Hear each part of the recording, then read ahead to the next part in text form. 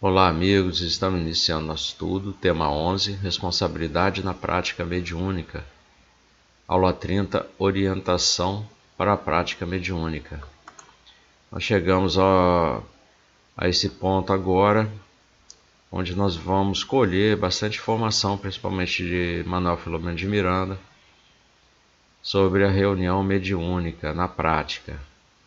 Nós temos um assunto importante que costuma ocorrer para muitos, que é o problema do sono, que ocorre não só numa reunião mediúnica. Às vezes você vê pessoas assistindo palestras e dormindo.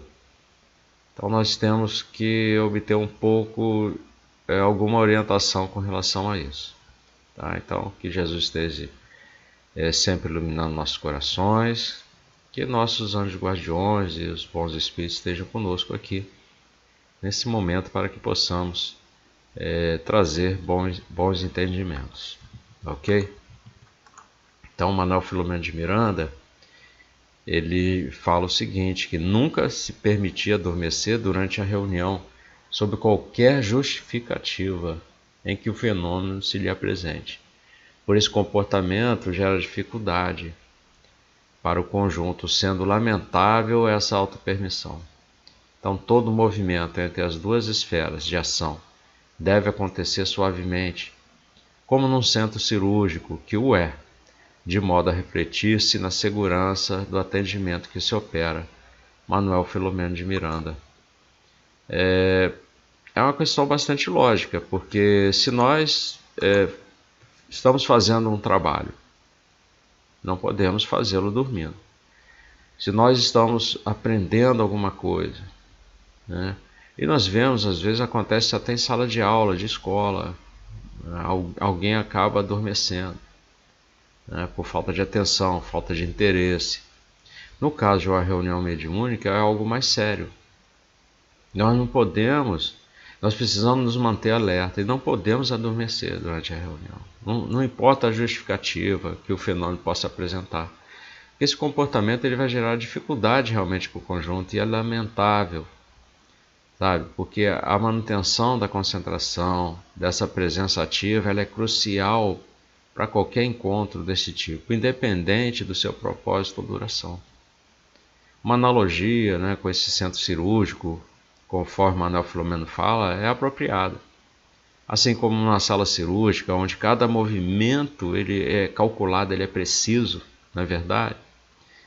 Para uma reunião bem-sucedida, requer que todos os participantes então estejam em sintonia, trabalhando em conjunto, procurando atingir esse objetivo comum, daquela reunião. Então, da mesma forma que um cirurgião não pode se dar o luxo de adormecer, durante a operação delicada, os participantes de uma reunião mediúnica também não devem se permitir cair nessa armadilha, dessa distração, da sonolência.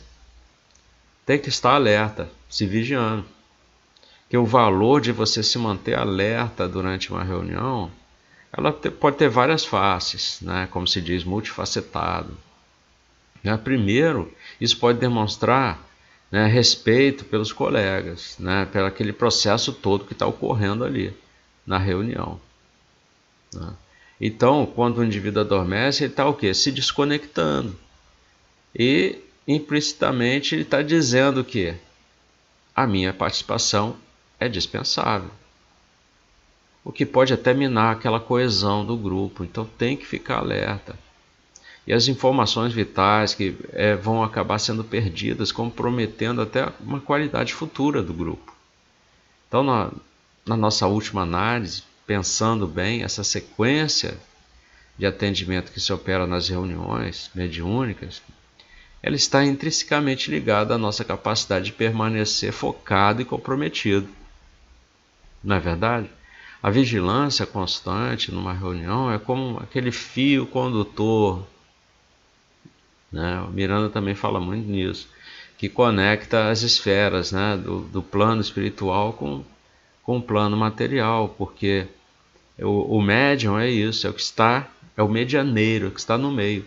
Então você tem que participar da reunião, lembra-se dessa importância de se permanecer alerta.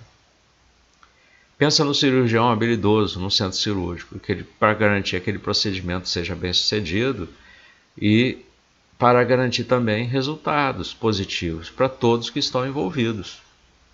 Tá ok? Nós temos também mais um comentário aqui importante, que nós já estudamos anteriormente sobre o que é ser médium.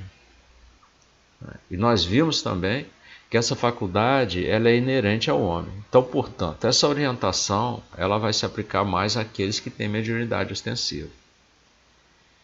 Vimos também que essas reuniões mediúnicas sérias não fazem uso de práticas estranhas e exóticas ao espiritismo. E que as reuniões mediúnicas não devem ser apenas sérias, mas devem também colher o verdadeiro ensino. Assim, todo médium deve ser bom conhecedor da doutrina espírita. Na verdade, apesar de termos esse comentário, essa orientação serve para tudo. Se nós pensarmos bem, para uma reunião pública, né?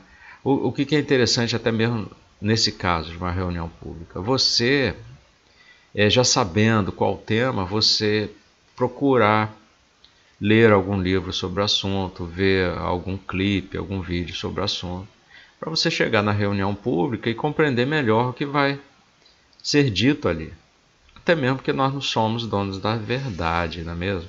Nós podemos errar, nos enganar. O palestrante pode falar alguma coisa incorreta e você, já sabendo do assunto, você pode filtrar o que ele estiver passando para você. Não é mesmo? Então, quando você traz fontes confiáveis, né, apresenta de onde você retirou, né, o livro, né, a frase de Emmanuel, a frase de Joana de Ângeles, ou outros espíritos importantes, você pode confiar. Agora, quando você está fazendo um apanhado geral, colocando suas conclusões, é preciso que aqueles que estejam ouvindo, prestando atenção, né, entendam também mais um pouco, né? Se não, façam uma pesquisa. Por isso que eu digo aqui, eu não sou dono da verdade, eu posso errar também. Então, além de assistir os meus vídeos, vocês devem ler o nosso jornalzinho, devem fazer pesquisa, eu coloco a referência no final, né? Se tiver dizendo alguma coisa errada, por favor, voltem aí e coloquem no comentário. Mas eu acredito que essa instrução do Filomeno de Miranda sirva para muita coisa, até para o nosso dia a dia, até para trabalhos nossos, né, profissionais. Você deve ficar atento, tá ok? Então, é fundamental a gente ressaltar essa seriedade, esse comprometimento que deve estar presente nas reuniões mediúnicas, especialmente se ela trata da mediunidade ostensiva. Que, como já estudamos anteriormente, né, essa mediunidade é faculdade inerente. Então, as práticas que o Espiritismo, a doutrina se baseia, é na razão, no estudo, na moralidade, no respeito à codificação que Allan Kardec trouxe para nós, porque desvios que não estejam de acordo com esses princípios, eles podem comprometer a qualidade, a credibilidade até das reuniões mediúnicas. Então, além da seriedade, do alinhamento com os princípios espíritas, é igualmente importante para os médiuns que eles sejam bons conhecedores da doutrina. É necessário estudar. Não pode ter médium que não conheça todos os livros da doutrina, do Pentateuco. Eu conheço pessoas que se dizem espíritas e às vezes nem leu o livro dos espíritos completo. Não conhece nem o restante. Nunca leu o Evangelho segundo o Espiritismo. Isso não pode acontecer. O conhecimento da doutrina ela vai proporcionar uma base sólida para poder discernir as mensagens espirituais e evitar interpretações equivocadas. Leia um pouquinho a cada dia. Quando você vê, você já terminou. Em resumo, essas reuniões mediúnicas devem ser conduzidas então com seriedade, com respeito à doutrina, ao seu corpo de ensinamentos, né? Além de evitar práticas inadequadas, para assegurar que a mediunidade seja utilizada de forma ética e benéfica, para promover esse crescimento espiritual que nós tanto buscamos, uma compreensão dos fenômenos mediúnicos dentro do contexto espírita. Tá? Então vamos ver o que seria o grupo mediúnico. Entendemos por grupo mediúnico a associação de pessoas que têm conhecimento da doutrina espírita e que pretendem dedicar-se ao estudo da fenomenologia medianímica e, simultaneamente, praticar a excelente lição do próprio Espiritismo, que é a caridade. Assim, os membros da equipe têm a responsabilidade de funções gerais específicas, das quais todos precisam estar cientes para garantir o êxito da tarefa. Quando a gente fala em caridade, amor, esse é o objetivo. Se nós fugirmos disso, devemos ficar alerta, tem algo de errado.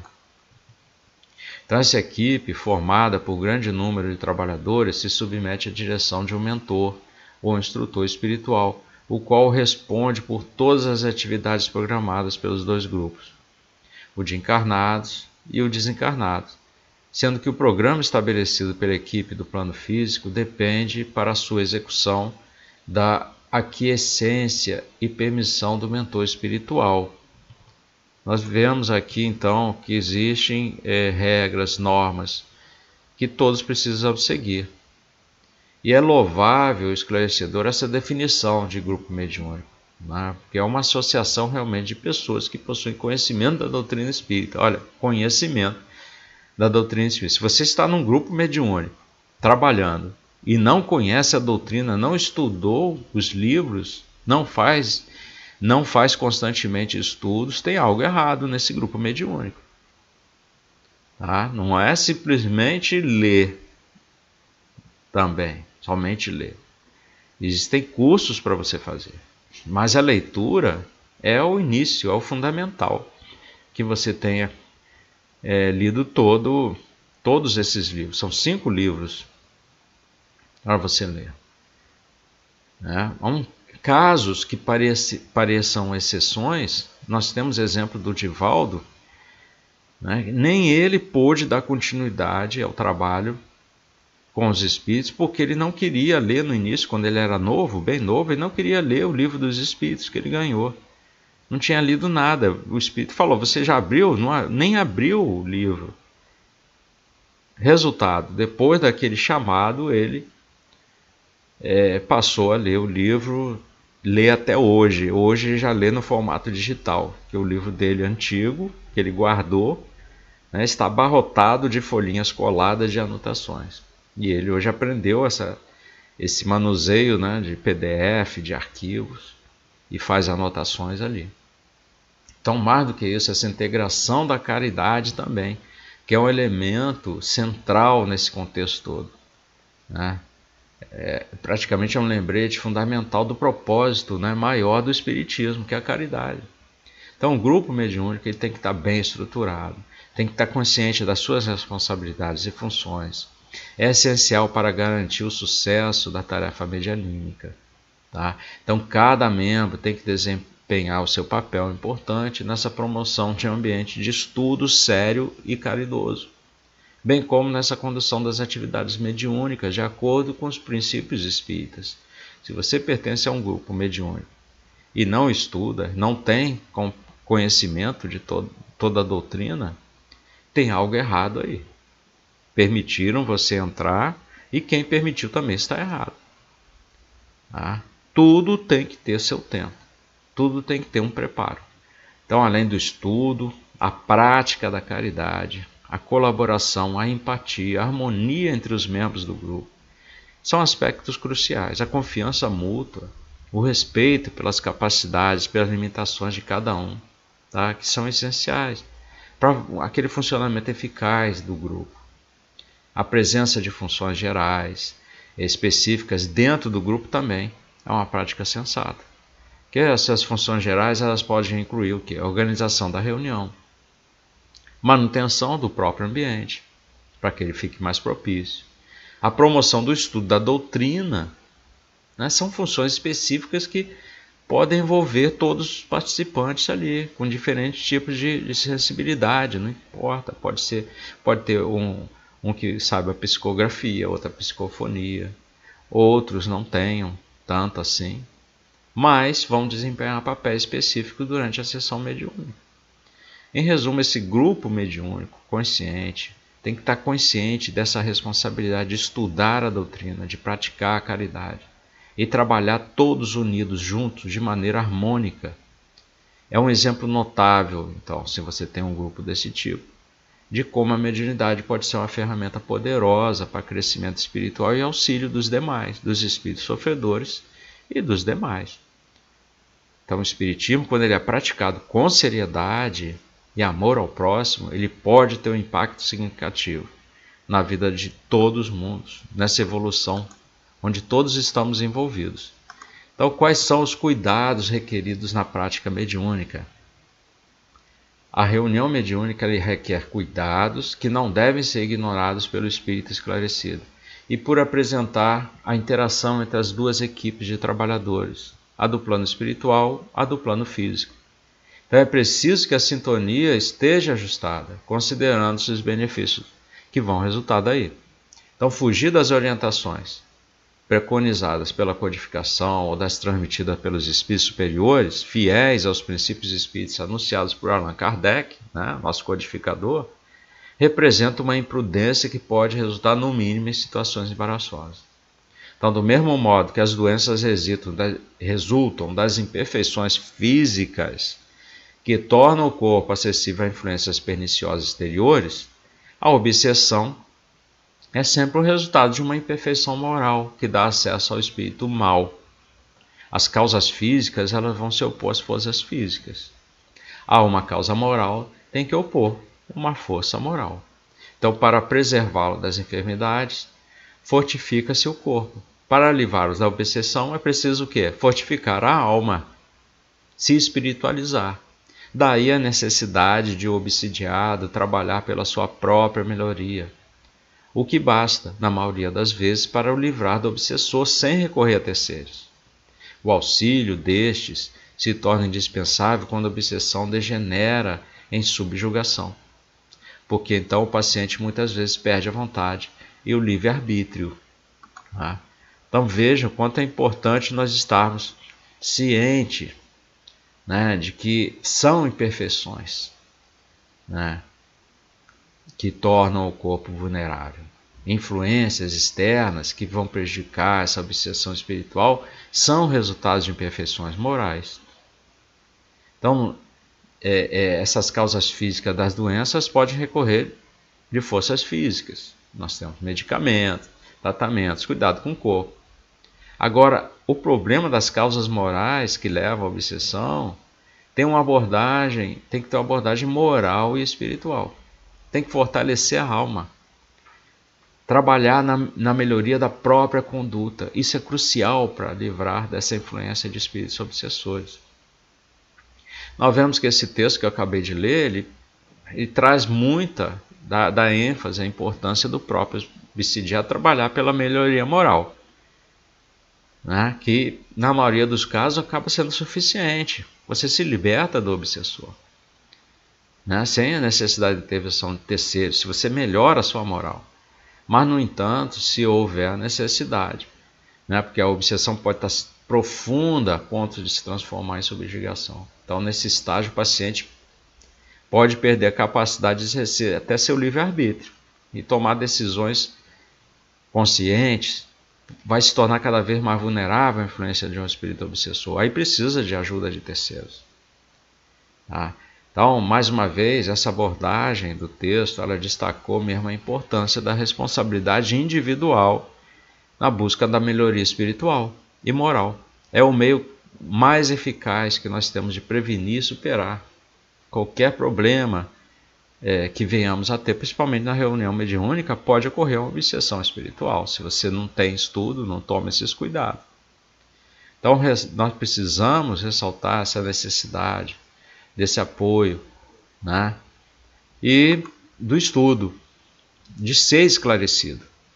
Então, o espírito esclarecido, ele sabe perfeitamente que a cura da obsessão não se faz por meio de técnicas ou recursos externos, mas pela renovação mental e moral dos envolvidos. O obsessor é obsidiado, tal como ensina na orientação dos orientadores da vida maior, que diz o seguinte: nos casos de obsessão grave, o obsidiado se acha como que envolvido e impregnado por um fluido pernicioso que neutraliza a ação dos fluidos salutares e os repele. E deste fluido que importa desembaraçá-lo. Então nós temos que retirar esse fluido. Então, mediante ação idêntica do médium curador, nos casos de enfermidade, é preciso que se expulse o fluido mau com auxílio de um fluido melhor, que produz, de certo modo, o efeito de um reativo. Esta é a ação mecânica. Mas quando não basta, e é preciso, acima de tudo, que se atue sobre o ser inteligente, ao qual se possa falar com autoridade, que só existe onde há superioridade moral. Então, por isso, tem que se trabalhar a moral. Quanto maior for esta, tanto maior será a autoridade. Tá? Nós estamos trabalhando aqui com essa apostila da federação. Tá? Então, esses comentários, esses informes, são todos dessa apostila com orientação para a prática mediúnica. Então, é necessário essa abordagem, né? Porque a solução para uma situação dessa envolve desembaraçar esse obsidiado desse fluido prejudicial. Tá? Então nós vemos essa complexidade, essa importância desse aspecto espiritual e moral no tratamento desses casos, que são mais graves.